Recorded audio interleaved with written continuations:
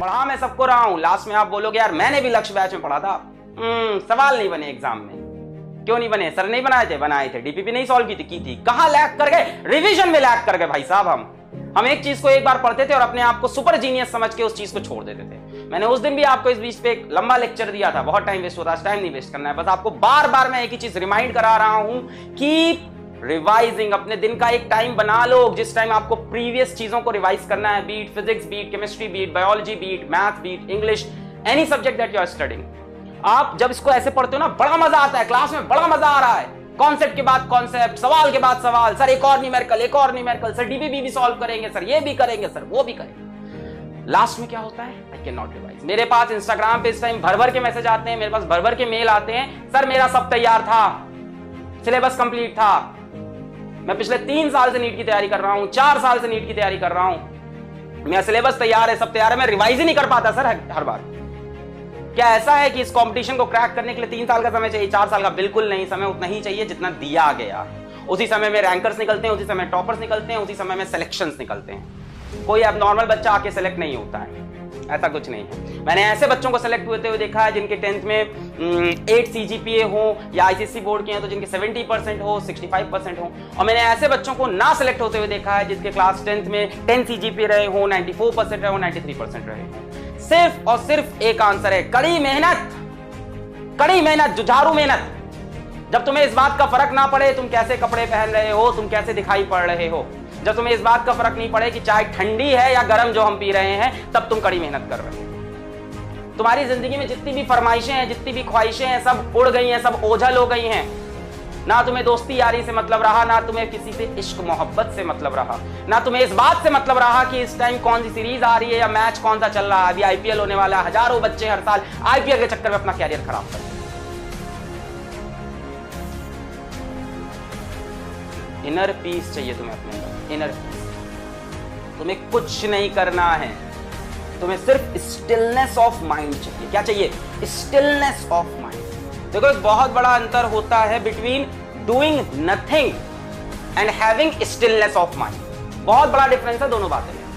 Doing nothing and having stillness of mind. Stillness of mind वाला बच्चा भी शांत होता है, डूइंग नथिंग वाला बच्चा भी शांत होता है।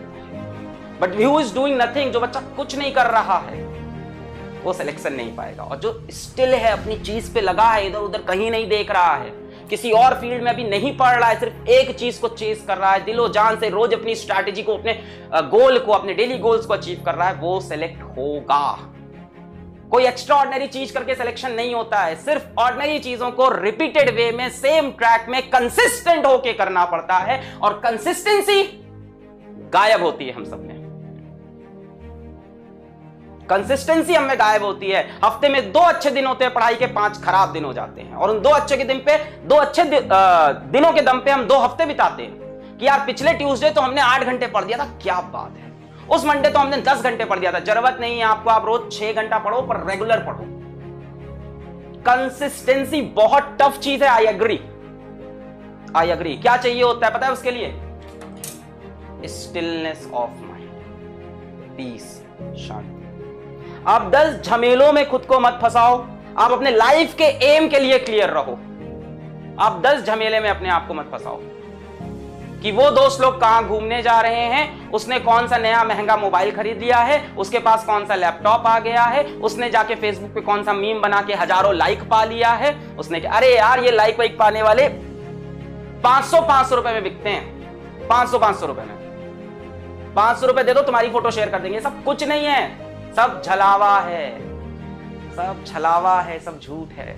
अपने असली गोल को चेज करो। मैंने तुमसे कई बार बोला है, जितने ज्यादा तुम सक्सेसफुल होना चाहोगे, जितनी तुम्हारी बड़ी डेस्टिनेशन होगी, जितना तुम्हारा बड़ा गोल होगा, उतना तुम्हारा पतला रास्ता होगा। The more successful you want to be, the narrower the path is. वो बहुत पतला रास्ता होता है, पतली सी गली, उसी में ऐसे चलना पड़ता है। ऐसे भी नहीं कर सकते, ऐसे भी नहीं कर सकते, पीछे पलट के भी नहीं देख सकते, हाथ भी नहीं उठा सकते, ऐसे झुक के निकलना पड़ेगा।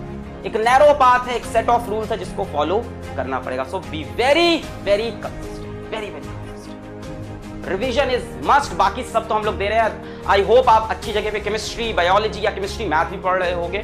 भाई टीचर का योगदान तुम्हारे सिलेक्शन में कितना होता है? मेरे ख्याल से 10% से ज्यादा नहीं होता है, 20%, इससे ज्यादा तो मैं मान ही नहीं सकता हूं। 80% योगदान आपका है। अगर टीचर का योगदान होता तो बड़ी बड़ी कोचिंग में पढ़ने वाले 17,000 बच्चे, 13,000 बच्चे, है ना, जब बंसल क्लासेस स्टार्ट हुई थी वहां कितनी स्ट्रेंथ होती थी? 17,000 बच्चे, 30,000 बच्चे जाते थे। सेलेक्ट कितने होते थे? कितने सेलेक्ट होते थे? 200, 300, 400।